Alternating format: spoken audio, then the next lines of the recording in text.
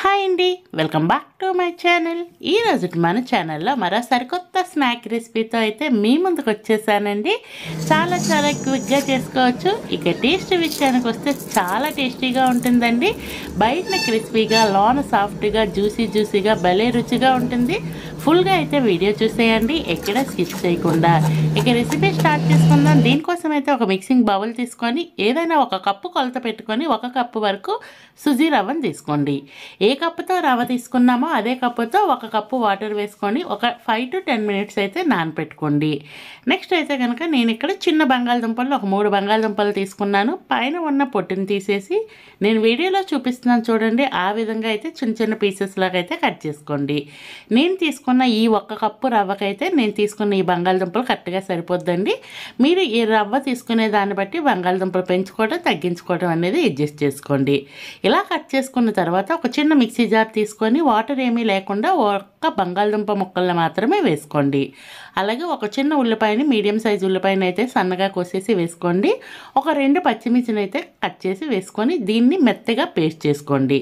ఇలా పేస్ట్ చేసుకున్న పేస్ట్ని అయితే కనుక ముందుగా మనం రవ్వ నానబెట్టుకున్నాం కదండి, ఆ రవ్వలో వేసేయండి. అలాగే ఒక 1/2 స్పూన్ వరకు కారాన్ని వేసుకోండి. ఒక 1/2 స్పూన్ చొప్పున అయితే వాముని వేసుకోండి. అలాగే ఒక 1/2 స్పూన్ చొప్పున జీలకర్రని వేసుకోండి. అలాగే 1 స్పూన్ వరకు చికెన్ మసాలా ఉంటే వేసుకోండి, లేదంటే గరం మసాలా వేసుకోండి. సన్నగా తరుక్కున్న కొత్తిమీర తరుగు, అలాగే టేస్ట్కి తగ్గ సాల్ట్ వేసుకోండి. వేసుకొని ఈ ఇంగ్రీడియంట్స్ అన్నీ బాగా కలిసే విధంగా కలుపుకోండి. నేను వీడియోలో చూపిస్తున్నాను చూడండి, ఈ విధంగా మొత్తం అంతా కలిసే విధంగా కలుపుకోవాలి. కలుపుకొని దీంట్లోనే మరొక కప్పు వాటర్ని వేసుకోండి. టోటల్గా 2 కప్పులు వాటర్ వేసుకున్నట్టు అలా మొత్తం కలుపుకొని పక్కన పెట్టేయండి. నెక్స్ట్ అయితే కనుక స్టవ్ వెలిగించి ఒక బాణలి పెట్టుకొని ఒక 2 స్పూన్ల వరకు అయితే ఆయిల్ వేసుకోండి. ఆయిల్ వేడైనాక మనం ముందుగా కలిపి పెట్టుకున్న ఈ బ్యాటర్ని తెచ్చి వేసుకోండి. ఇప్పుడు స్టవ్ వెలిగించేసి దీన్నైతే లో టు మీడియం ఫ్లేమ్ అడ్జస్ట్ చేసుకొని లైక్ ఉప్మా ఎలా కుక్ చేసుకుంటామో అదే విధంగా కలుపుకుంటూ దగ్గర పడేంత వరకు కుక్ చేసుకోండి. అలాగే ఈ లోపైతే మీకు చిన్న రిక్వెస్ట్ అండి, మన ఛానల్ ఇంతవరకు ఎవరైనా సబ్స్క్రైబ్ చేయకపోతే ప్లీజ్ అండి సబ్స్క్రైబ్ చేయండి. వీడియో నచ్చితే లైక్ చేయండి, మీ ఫ్రెండ్స్ అండ్ ఫ్యామిలీ మెంబర్స్కి షేర్ చేయండి. ఇంకా మన ఛానల్లో మంచి స్నాక్ రెసిపీస్ ఉన్నాయండి. క్విక్గా అయిపోయేవి, టేస్టీగా ఉండేవి మాత్రమే పోస్ట్ చేస్తూ ఉంటాను కాబట్టి మీకు టైం కుదిరితే కనుక వాటిని కూడా చూడటానికి ట్రై చేయండి. అలాగే ఇంకేదైనా సజెషన్స్ కానీ డౌట్స్ కానీ ఉంటే కామెంట్ బాక్స్ ద్వారా తెలియచేయండి. ఇక ఫైనల్గా అయితే నేను ఇది చూపిస్తున్నాను చూడండి, ఈ విధంగా అయితే కుక్ చేసుకోవాలి. బాగా దగ్గర పడేసి కాస్తంత గట్టి పడేంత వరకు లో టు మీడియం ఫ్లేమ్ అడ్జస్ట్ చేసుకొని మంచిగా కుక్ చేసుకోవాలి. చూడండి, రవ్వ బ్యాటర్ అనేది సాఫ్ట్గా ఉంటుంది కదా, భలే టేస్టీగా కూడా ఉంటుందండి. ఇలా లో టు మీడియం ఫ్లేమ్ కుక్ చేసుకోవటం వల్ల మనకి స్నాక్ ఐటెం కూడా చాలా జ్యూసీగా ఉంటుంది. అలాగే పైన కూడా చాలా క్రిస్పీగా వస్తుంది. ఇలా కుక్ చేసుకొని పక్కన పెట్టేయండి. ఇది కాస్త గోరువెచ్చగా ఉన్నప్పుడు ఒకసారి చేతికి ఆయిల్ అప్లై చేసుకొని నేను వీడియోలో చూపించిన విధంగా చపాతీ పిండిలాగా అయితే మెత్తగా ఒకసారి బాగా కలిపేసుకోండి. కలుపుకున్న తర్వాత ఒక చిన్న బాల్ లాగా అయితే ఫస్ట్ చేసుకోండి. వీడియోలో చూపిస్తున్నాను చూడండి, క్రాక్స్ ఏమీ లేకుండా ఒక బాల్ లాగా చేసుకొని 2 చేతుల మధ్యలో పెట్టి ఇలా ప్రెస్ చేస్తే బిల్లల్లా రెడీ అవుతుంది, లైక్ అప్పాల్లా రెడీ అవుతుందండి.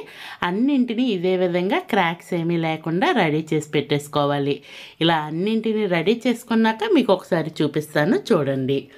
కాసేపటికి నేను అన్నింటినీ ఇలా రెడీ చేసి పక్కన పెట్టేసుకున్నాను. మరీ మందంగా కాకుండా పలుచగా కాకుండా ఈ విధంగా చేసుకోవాలి. నెక్స్ట్ అయితే ఒక చిన్న మిక్సింగ్ బౌల్ తీసుకొని ఒక 2 కప్పుల వరకు గోధుమ పిండిని వేసుకోండి. ఇక్కడ గోధుమ పిండికి బదులు మైదా కూడా వాడుకోవచ్చు. అలాగే సన్నగా కోసుకుని కొత్తిమీర తరుగు, ఒక 1/2 స్పూన్ వరకు చిల్లీ ఫ్లేక్స్, 1 స్పూన్ వరకు సేమియా, అలాగే ఒక చిటికెడైతే కనుక సాల్ట్ని వేసుకోండి. వేసుకొని ఈ ఇంగ్రీడియంట్స్ అన్నీ బాగా కలిసే విధంగా ఫస్ట్ కలిపేసుకోండి. కలుపుకున్న తర్వాత కొంచెం వాటర్ వేసుకొని నేను వీడియోలో చూపిస్తూ ఉంటాను చూడండి, బ్యాటర్ అయితే ఈ విధంగా కలుపుకొని పక్కన పెట్టేయండి. ఇప్పుడైతే ఈ మనం కలుపుకున్న బ్యాటరు అలాగే మనం ఆల్రెడీ రెడీ చేసుకున్న బిళ్ళలు కూడా తెచ్చి ఈ బిళ్ళను అయితే ఈ బ్యాటర్లో ముంచి ఈ విధంగా స్పూన్తో ఒకసారి చేసేసి వేడిగా ఉన్న ఆయిల్లో అయితే వేసేసుకోండి. నేను ఈలోపే డీప్ ఫ్రైకి ఆయిల్ పెట్టేసుకున్న ఆయిల్ కూడా వేడి చేసుకున్నానండి. ఇలా వేడి ఆయిల్లో మీ కళాయిలో ఎన్ని సరిపోతాయో అన్నింటినీ 1 by 1 వేసుకోండి. మరి దగ్గరగా వేసుకోవద్దు. అలా వేసుకోవటం వల్ల ఏంటంటే ఒకదానికి ఒకటి అతుక్కుపోతుంది. ఇలా కాస్తంత దూరంగా వేసుకోండి. అలాగే అలాగే ఆయిల్ వేడైనాక ఫ్లేమ్ అయితే మీడియం ఫ్లేమ్లో పెట్టేసి వేసుకోండి. ఇలా మన కళాయిలో ఎన్ని సరిపోతాయో అన్నీ వేసుకున్నాక medium to high flame adjust చేసుకొని వీటిని మంచి బంగారం రంగు వచ్చేంత వరకు వీటిని ఫ్రై చేసుకోవాలి.